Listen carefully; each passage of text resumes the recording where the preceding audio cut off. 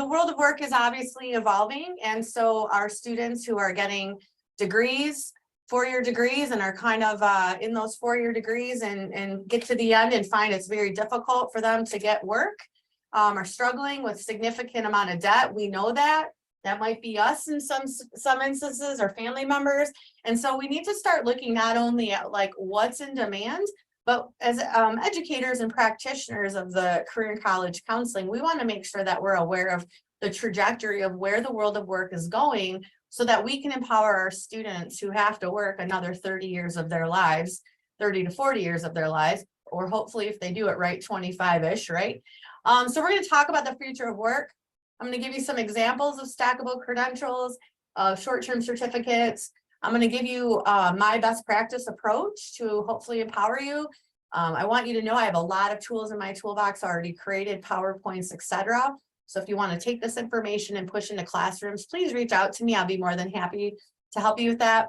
And then we'll wrap up talking about how we address students with barriers. We have a lot of students that have difficult circumstances in their home lives that prevent them from being able to launch into these different opportunities. So there are some programming out there that I want to just bring your attention to. First and foremost, though, I want to introduce you to Heather McGowan.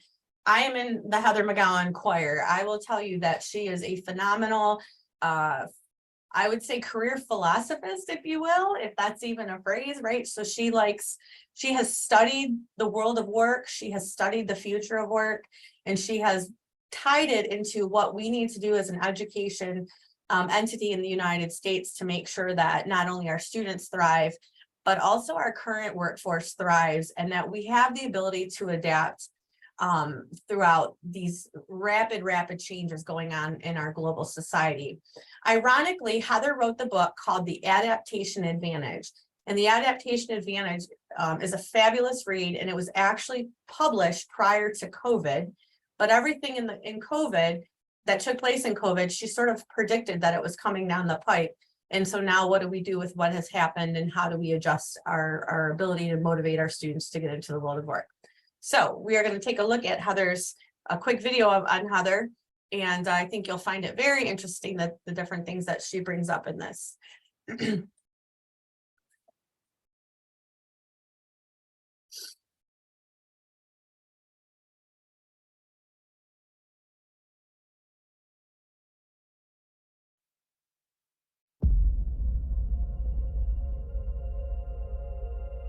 We're trapped between the third and the fourth industrial revolution.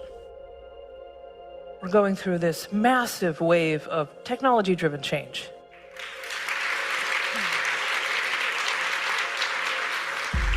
Back in 1750, you had 2.5 generations to absorb the change of something like the steam engine. And now you're going to have to absorb 4 or 5 different paradigm shifts within a single generation. Tech skills depreciate, social skills appreciate. We're not acting like that. If we're going to have to learn and adapt for life, we have to connect to that motivational driver, and I think that fuel source is purpose. Heather McGowan is my go-to person for the future of work. There are a lot of mirages out there, but Heather is the oasis. She's the real deal. What makes her unique is her ability to convey her ideas through both words and visuals, and the combination of the two are really powerful. We're going from a white majority to soon will be a white minority, from Christianity to plurality of religions, from, although we've been predominantly living in cities, we have more of a rural mindset. It's becoming ideology over geography. You may have more in common with your community online than you have with your next door neighbor. These digital flows are reshaping our world. Flows of information, flows of knowledge, there's also flows of community. Humans are under a tremendous amount of stress.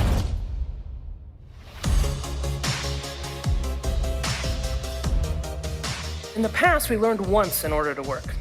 Now we must work in order to learn continuously. It's about adaptability. Not that long ago, we all lived in the same town. We were born, lived, and died there. Now we spend half of our time and mental energy somewhere other than where we physically are. So where are you from becomes a really interesting question. It used to be the only thing you did was survive. It looked like this: education, career, retire. You went to school in the first third of your life, got on the career ladder, you collected a pension, and by design, you died a year later.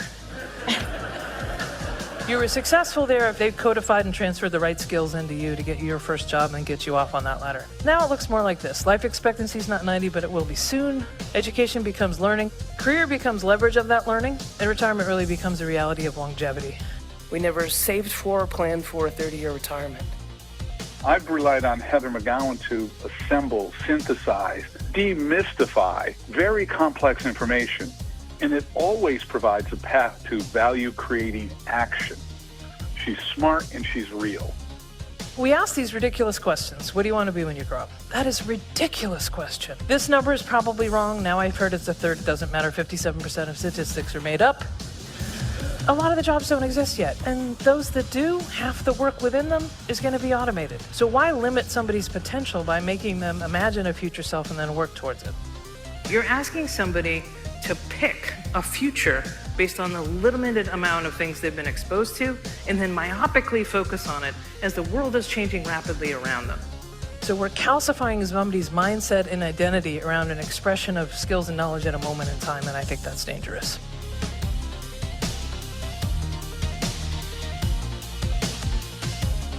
We keep lunging at skills, like if you just learn coding, or if you just learn this, you'll be robot-proof. It's not about just downloading new skills into people. We're humans first.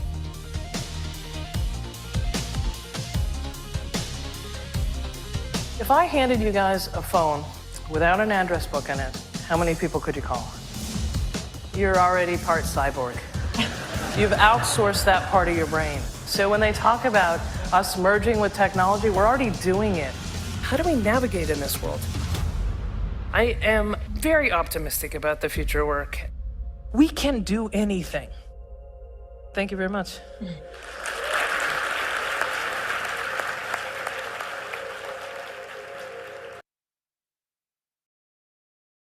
Okay, so in 4 minutes, Heather did a great job of summarizing the future of work. And again, the book was created prior to COVID, and to her success, it actually accelerated and confirmed all the things that she predicted that was going to happen with the future of work.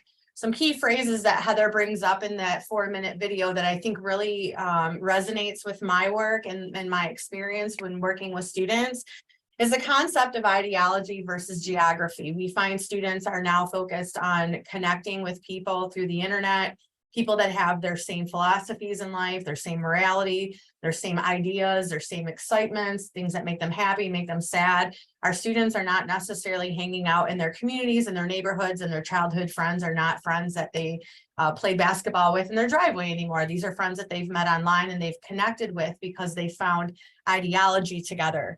Our students are driven more by purpose. They don't necessarily look at career options that it's something that gives them good bennies or something that they can do for 30 years that give them a good retirement, where they get a gold watch and there's a nice retirement party. Our students don't seem to be driven by money anymore as much as driven by purpose and simply being able to fund the things that make them happy, not necessarily thinking about grabbing or getting into a career that they may not necessarily like, but it's going to provide for them as a parent. They seem to not be driven by that type of motivator that we may have been or generations before us in the past. Heather basically talks about we need to teach our students how to fish.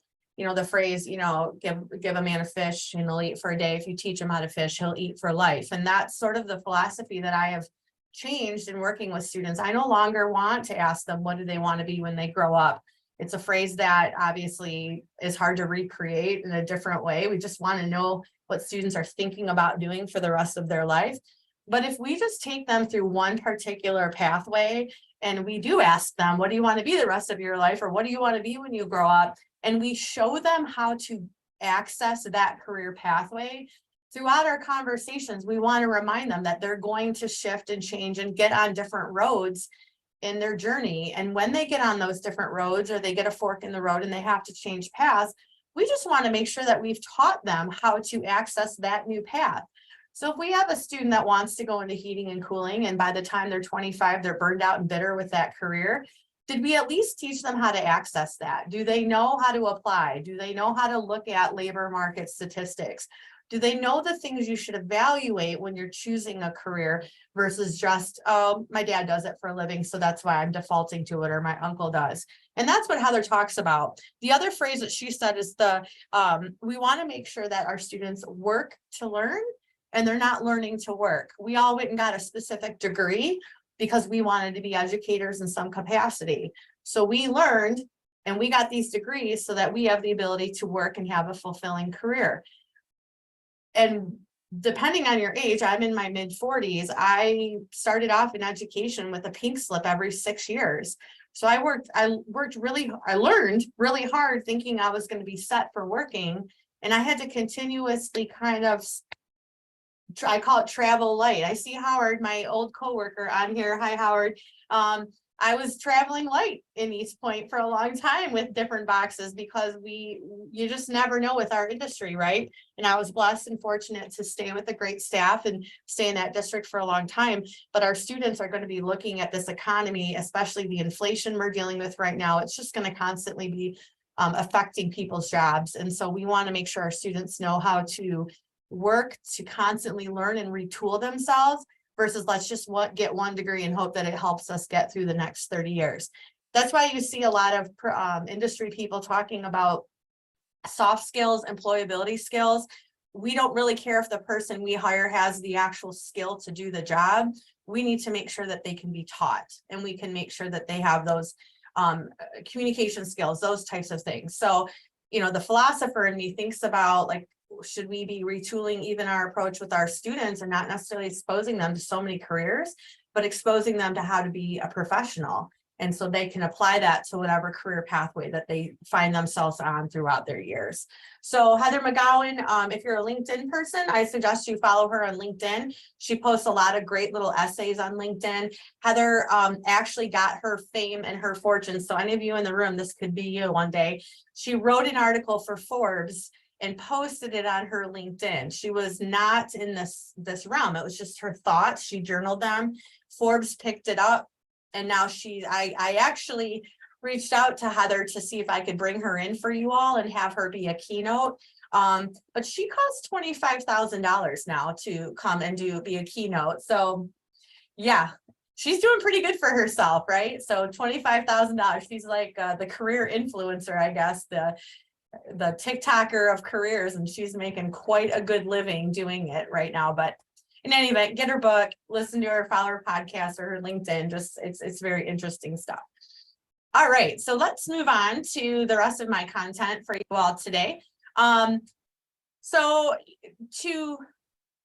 me get nice bearings here. So again, we have a new paradigm, new goals with our students. The changes cycles are too great and technology and capabilities advance way too quickly to rest on our ability to produce units of value with our stored expertise. That's why we have to get sketches, right? You all are here because you can't always rest on your stored expertise. And so the state of Michigan says we have to constantly retool ourselves as educators.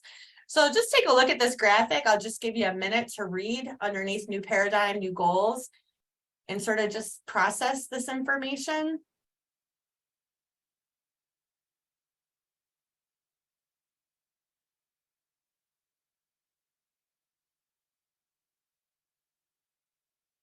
We must begin with the foundation of learning agility. Learning is now part of work fueled by purpose. And our students, we know, are fueled by purpose. They always want to know why. That is their motivator.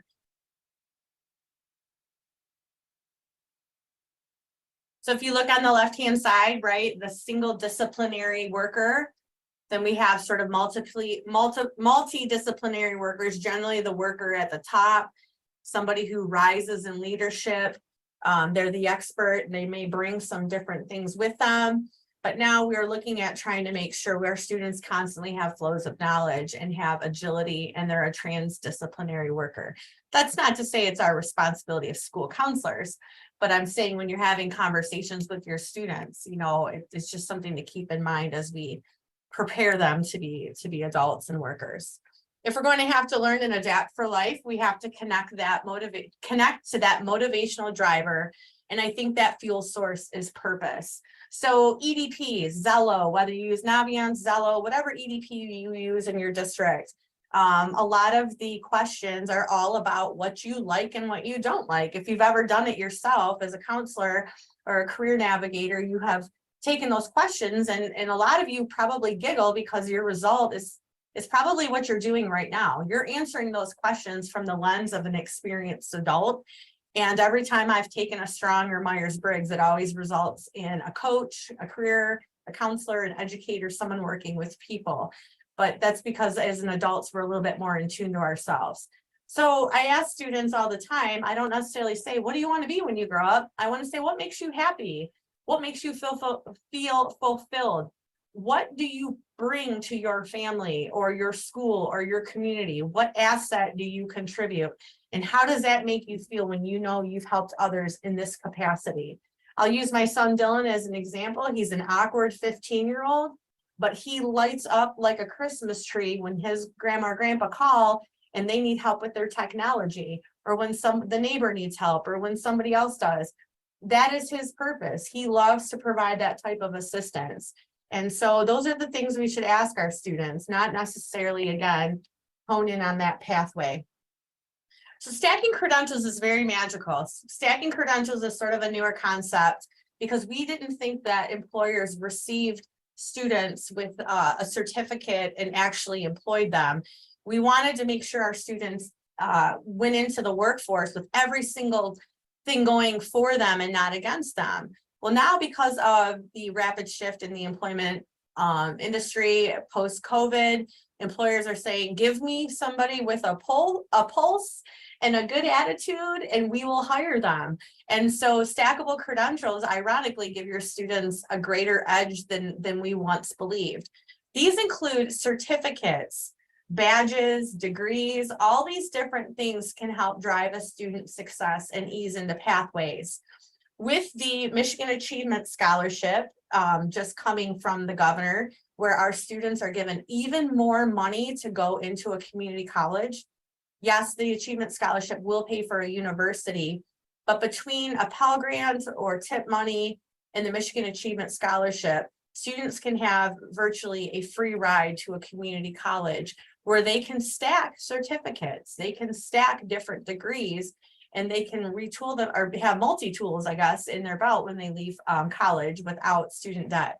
A certificate also serves as a huge motivator for a student who doesn't have a lot of college going confidence. So I always call it like Psych 101, English 118. So when you send a student to a community college and they're sort of not committed to a career, or they're just sort of exploring and getting prerequisites, you know the first classes they're going to take at a community college are going to be English, psychology, poli-sci.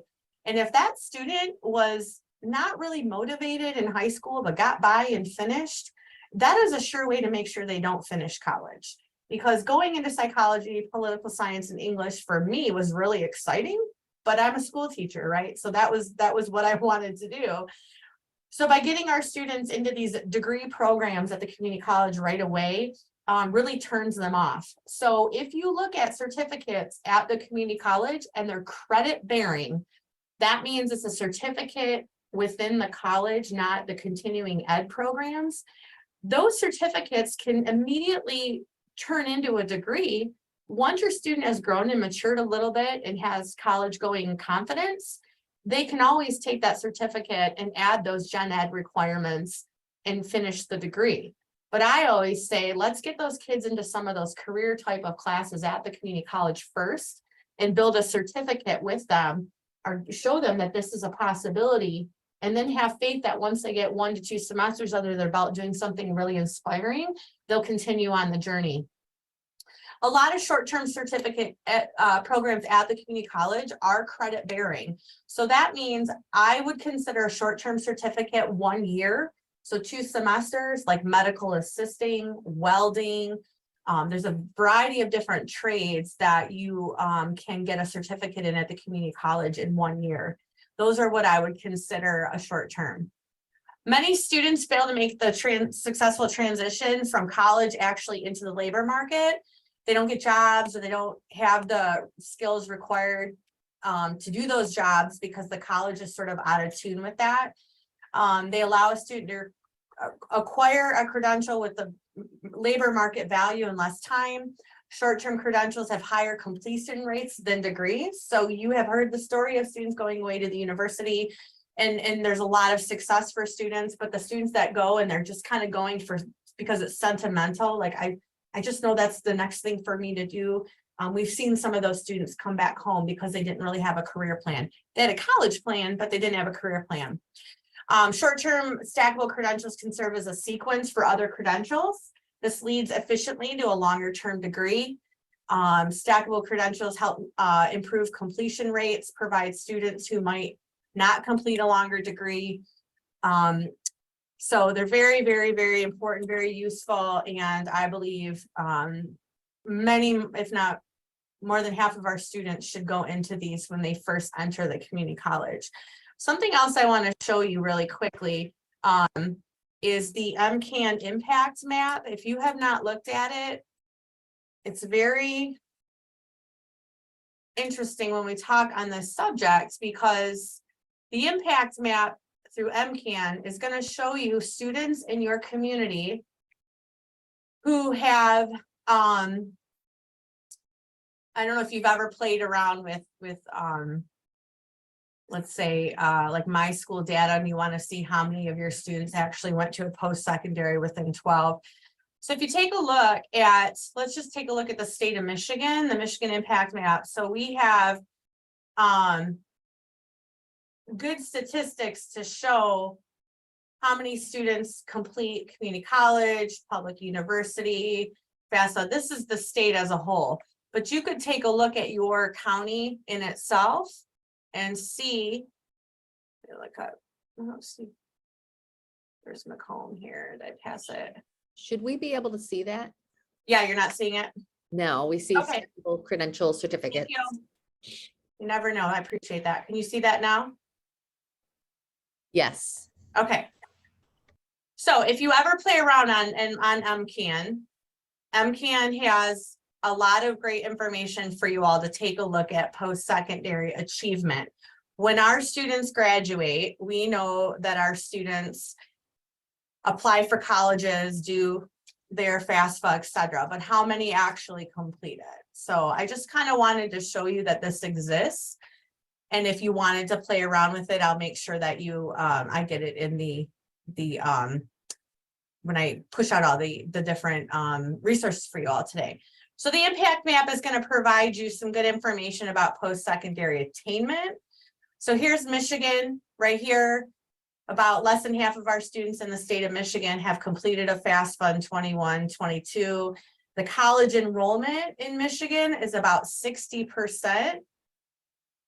But you'll see the 6-year community college completion rate is up close to 50%. 77%. So you can find this for your community. So that's all I wanted to show you, is this is a really good resource for you all just to take a look and see where your counties are at when it comes to not only getting their FAFSA completion, but actually accessing. In Macomb County, we have a 6-year high school postgraduate, a 6-year high school graduate post-secondary completion rate of only 39%. So even though we have 60, we'll call it 67% of our graduates enroll within 12 months of graduating high school, of the 66% that enrolled, only 39% actually completed. And that could look like a variety of programming. So that's a huge, that's 20% of our students do not finish their credential.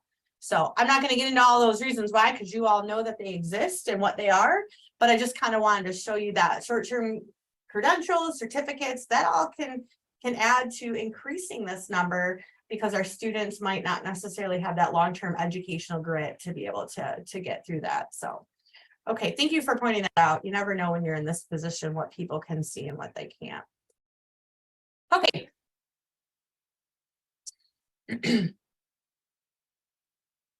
So research shows that they improve employment, wages, particularly for students stacking in health, business, and I'm going to add IT in here too. So if you have a health, a business, or an IT student, These are really, really good approaches to get them their credentialing. Policy and philanthropic support for these high return stack pathways could offer one opportunity to help displaced workers take the next step in their career and recover from the pandemic fueled recession that we are in. The approach by community and technical colleges of embedding stackable certificates aligned to industry certificates within associate's degrees has emerged in recent years as a practical way of helping students progress along the education continuum. By organizing programs into a series of certificates that build on each other that eventually end up in an associate's degree is the trend we are now seeing across the state and across the nation. Here's a good example for you all. I have some IT example and some nursing or medical examples. So if on the left-hand side or my left-hand side, you're going to see Certified Ethical Hacker Short-Term Certificate. So like you'll see Linux Network Plus, Security Plus, Certified Ethical Hacker. This is a short-term certificate that gives the student college credit. It's 13 credit hours. That student can stack it with the one next door, which is a network one. And you'll see like Network Plus is actually something that's in the first one. So that student doesn't have to retake that one. Now they're only looking at an additional 7 credit hours to be able to combine those two and list on their resume that they have these different ones. On the right-hand side, we find this to be the case with the different medical pathways as well. Getting students into those prerequisites that go across all different medical certificates is a great place to start. If you're a Macomb County person and your students are looking at nursing, get them into medical terminology right away in the fall versus Psych 101. Medical terminology is something we see in medical assisting, we see it in vet tech, we see it in nursing, we see it in EMT. So that's a really good first universal class to start with that will help students build these credentials, these stackables. So if you look at the nursing assistant training, now you take a look at the patient care tech. Again, you're going to see medical terminology in there and medical first responder in there. So your student who already is a certified nursing assistant now can expedite becoming a patient care tech, which actually is probably $10 to $12 more an hour immediately and gets them into hospital systems versus working. We know nurses aides unfortunately don't make great money. It's just criminal, but they really don't make great money working in nursing homes and different facilities like that. So these are just good examples. I actually pulled this from Wayne County Community College. They have these broken down really clean. And so I think these are great examples for you all to see. So here's the top 5 paying careers that require a certificate. So surgical technologists, we have trade schools that offer this certificate in Macomb County. And I know in Oakland, Wayne, throughout the state. And we also have this available at Macomb and community colleges. So $47,000 is a great median pay for a certificate program. Industrial and engineering tech. A lot of our students want to be engineers. They have no idea the math that goes into engineering. They know they want to work in that industry, but they don't realize there's all these different opportunities to work with engineers and not sit at a computer and work with math calculations all day. So these are great certificates. Web developer, HVAC, court reporting is huge. Lots of money to be made in court reporting. If you were with that last year with Macomb, we had a court reporter. She talked about she has to turn work away and it's a short-term certificate. Career counselor approach. So let's talk about how we do this. I always begin my time with my students by giving post-secondary planning presentations. If you would like mine, I would be happy to email it to you. Just laying the groundwork, telling students that there's all these different paths that you can travel. Trade school, certificate, apprenticeship, military. I just sort of like a card dealer. I shuffle the cards and I deliver them a hand and they just decide which one they want to lay down. But I generally start off with a presentation that doesn't say, today we're going to talk about apprenticeships or today we're going to talk about community college. I do it all in about 35 minutes and I just give all of it. I provide the options. I give them some labor market information. I use those Michigan hot jobs, the career outlook brochures. I give every kid one. I say, look at the wages, look at what you need to earn this amount of money. And then last but not least, I do a QR code with the students and I say, all right, if you had to make a decision today, what is it that you think you're going to do when you leave high school next year? Is it a trade school? Is it a community college? Is it a university? And within that, what pathway are you thinking about? I only ask those two questions. That's it. And then if you've used Google Forms, it makes you really nice reports and you're really, you can do a lot with that information. So, ooh, this is really blurry. I apologize for your eyes this morning. I don't know why it looks like that, but in any event, you'll see I throw this in front of them. This career outlook is great. It shows you high school diploma, short-term training. These are the hot jobs in that type of credential. These are the annual openings. This is the percentage of growth. And then this is the wage range. And you'll see with a high school diploma and short-term training, the wage range is pretty low. And I say that to my students. I say, look at how low it is if you just stop with a diploma. There are a few that are a little bit more significant, but they're more heavy physical labor type of jobs. Then I show them the other side of the brochure and I say, with a post-secondary certificate, moderate training, we're talking a year. Look at how quickly your base wages go up with just 1 year. And again, a lot of these can be accessed through the community college using Michigan Achievement Scholarship money, Pell Grant money, etc. And then I show them the associate's degree and the wages climb, etc. So this is a very quick and easy thing you can do in the classroom. If you only have a 40-minute window this whole school year to get in to talk to your seniors about post-secondary planning, take this brochure with you with those kids and just take some time to talk about it. And then I do a data grab. I make sure that all of my students have the ability to not me tell them what they want to do, but have them tell me. I do some type of survey, quick and easy, nothing to be bubble sheets and overwhelm them. And then I develop on the left-hand side a career readiness plan for every single one of my seniors. So I have this in a fillable form. It's also on Zello. And every single senior fills this out, at least the top part for me. That way I know a status update where my seniors are. And then once it's completed, I do send them home to parents. So I see some of my Taylor High School colleagues on today, and I wanted to share this information. When I did work in with Wayne Risa in Wayne County, I worked in several amazing high schools, Taylor High School, one of which. And I surveyed those students all the time. It was a large graduating class there when I was there. And so this is some of the data that I pulled for my students when I worked in Taylor, Allen Park, Grosse Pointe. And you'll see with all the students I service, 895 of them all said they wanted to go to a community college. Smaller group with trade schools, but I think a lot of them wanted to go into the trades. They just knew that FAFSA would pay at the community college for them to get into the trades. So it's a really good thing to pull this data because you can then decide what types of activities, field trips, guest speakers. I mean, I know as school counselors, you guys have university reps come in all the time and present to your senior class.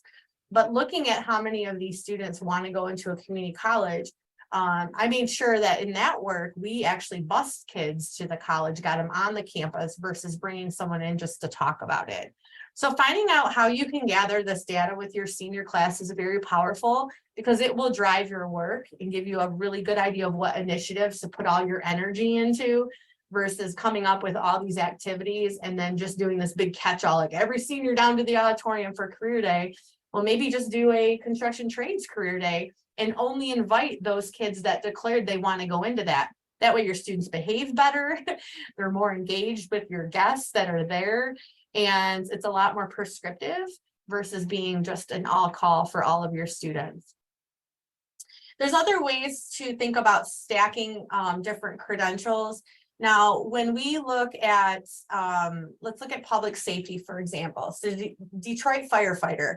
So as you know, the city of Detroit has their police department has a police academy and their fire department has a fire academy. We know that Macomb Community College has a fire academy and then they have fire science classes, and all your communities have a different way of onboarding these public safety type of careers.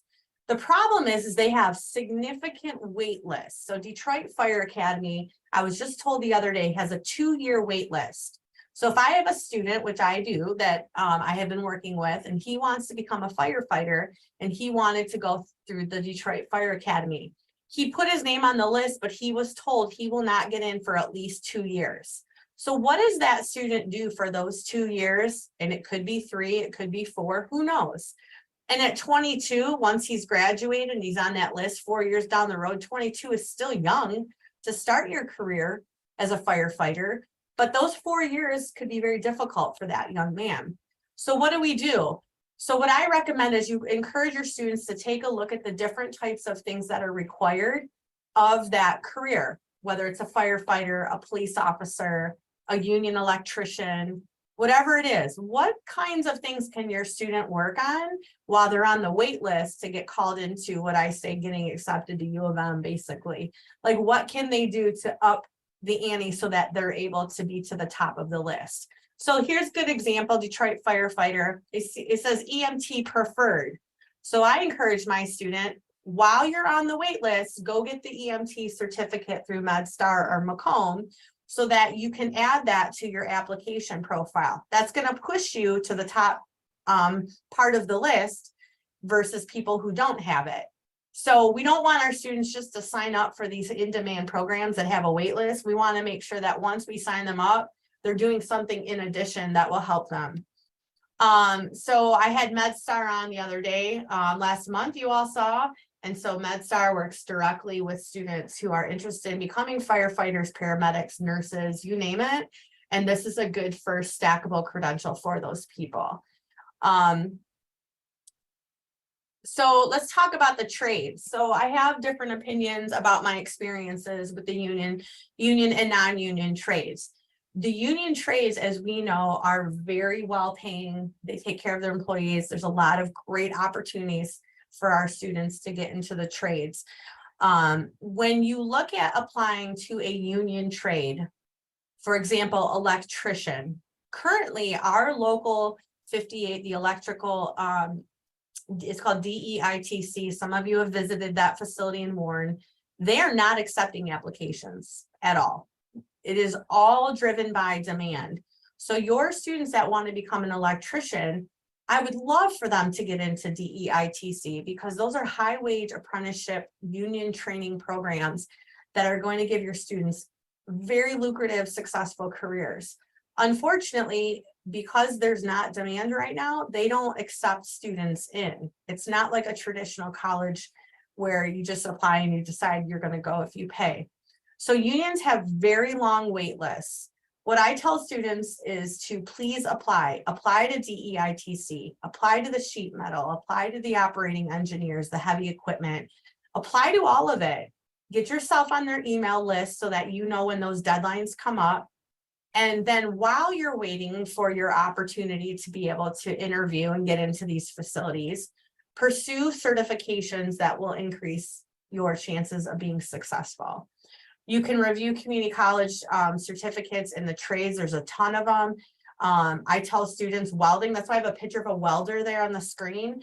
Welding is a universal skill needed in almost all of the trades, whether you're going into plumbing, pipe fitting, electrical, sheet metal. Welding is something that is a great feather in the cap of your students. So I tell them, if you don't know what trade you want to do, just start off with welding. Even bad welders make great money, is what I had the welding instructor tell me. That's not my quote, that's theirs. So welding is not necessarily something your student wants to do the rest of their life, but it's going to get them in the door, get them some wages, get them some benefits, and then get them on those wait lists, and that will help them move forward. We're also seeing in IT tons of certificates popping up. Tons of different stackable credentials. So Microsoft is sponsoring a ton. Michigan State down in Detroit has a Apple Developer Academy. We have a student in the early college program that took Apple iOS, the class, learning about the Apple operating system. And now he works at Apple at Partridge Creek. And he's in the back fixing everybody's stuff at 19 years old. And this is just his part-time job while he's working on his degree. So these industries, especially in IT, will hire your students with certificates. They're obviously not going to be the computer engineer level, but they're definitely going to be doing jobs that are going to develop their skill set while they're continuing their education. Grand Circus down in Detroit is another great one. Grand Circus is virtual code. They have virtual coding boot camps. And Grand Circus, I have met several people with 4-year degrees that have moved to Grand Circus downtown in Detroit. It's on Woodward. It's a really cool place. And people go and they do these tech boot camps. They're full-time for a few weeks, few months, depending on what you do. And you get a bunch of credentials for coding, web developing, etc. And then these students that graduate from Grand Circus actually create their own personal business. And then they just build websites and coding on their own completely, and they're their own boss. We know that a lot of our IT kids are like homebodies, right? They like to work on their computers. They're not necessarily in a career, looking at a career where they need to be really social, helping people. So it's tough to get IT kids to think about going away to college. So these are some great options for them, and they're very, very good paying jobs for them. So there are articulation agreements. I want to make sure whether you're a Macomb County, Wayne County, Oakland County person on today or somewhere in Michigan, your local community college should have agreements with the career tech ed courses. And so we want to make sure that if you have a student that's in CTE that's graduating and they like their CTE program and they want to continue it, take a look at the articulation agreement. Are there credits that your community college will grant them automatically because they took 2 years of it in CTE? We don't see a lot of this taking place because I think the process is like really muddy.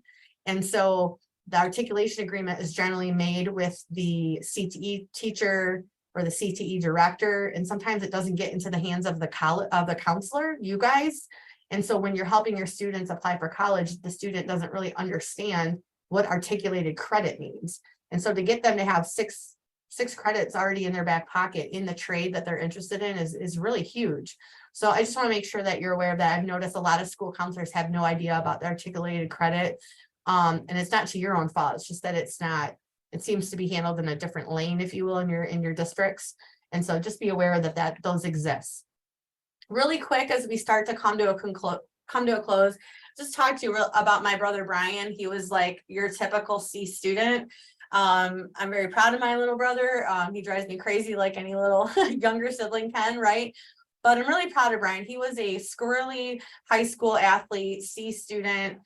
We were very, very worried about what he would do, and there's no way I ever thought he would be where he is today. But he's literally started off when he graduated high school through MedStar to get his EMT. He did that so he could get into firefighting because he was an adrenaline junkie. Went to Macomb Community College and got his certificate in firefighting. They said to him, you're going to need to be a paramedic if you want to make any money and be employable as a firefighter. So he knew he had to go back to school. He worked as a patient care tech at the hospitals. And then he eventually decided, if I'm going to go and get a certificate as a paramedic, then I want to put the time in and become an RN because that seemed to be more of his lane, that he was excited about helping people. Eventually started off again as an EMT, became a registered nurse, got his BSN, and now he is a nurse practitioner at St. Ascension on Hoover, running the ICU. So he never would have made it. I promise you this, if he graduated high school and said, I'm going to be a nurse and I'm just going to apply to an RN program. If you remember years ago, nursing programs had 2-3 year long wait lists. Macomb, you couldn't get into the RN program for a very, very long time. It was very difficult. And so Brian started his journey again as an EMT, and now he's a very successful nurse practitioner. It was a long road and he had to chip away at it, working through the pandemic and everything. But he's a great example of somebody who, if he would have tried to take on too much right after high school, he never would have made it through college for sure. Last but not least, as we wrap up, I want to talk about students with barriers. A lot of times transportation gets in the way. We have no regional transportation in this area. You go to a major, metropolis, you're going to see the metro, the L train, etc. We have none of that. Many of our students don't have cars or licenses.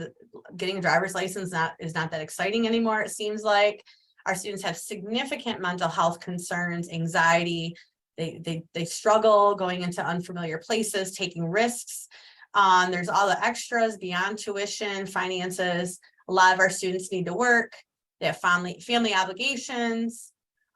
We have this tri-county area and every program is represented somewhere, but it could be very far for a student. When I think about Wayne County Community College with 6 campuses, I had students who wanted to go into IT and they were from the city of Detroit, but the class was located in Belleville. How could a student from Detroit get to Belleville? It's not like they can take the subway to get there, right? So that's a huge barrier. They don't know what they don't know. They don't know how to ask for help, self-confidence. They don't have the grit. They don't have that grit to grind it out and realize if I could buckle down for 4 years, it's going to change my life.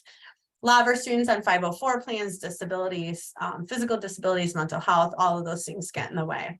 So as a result, our students are fighters or they fight or flight, right? So if they don't have their lovely school counselor with them, holding them, supporting them, coaching them, they're generally going to just sort of turn their back and take off and just do what is comfortable to them.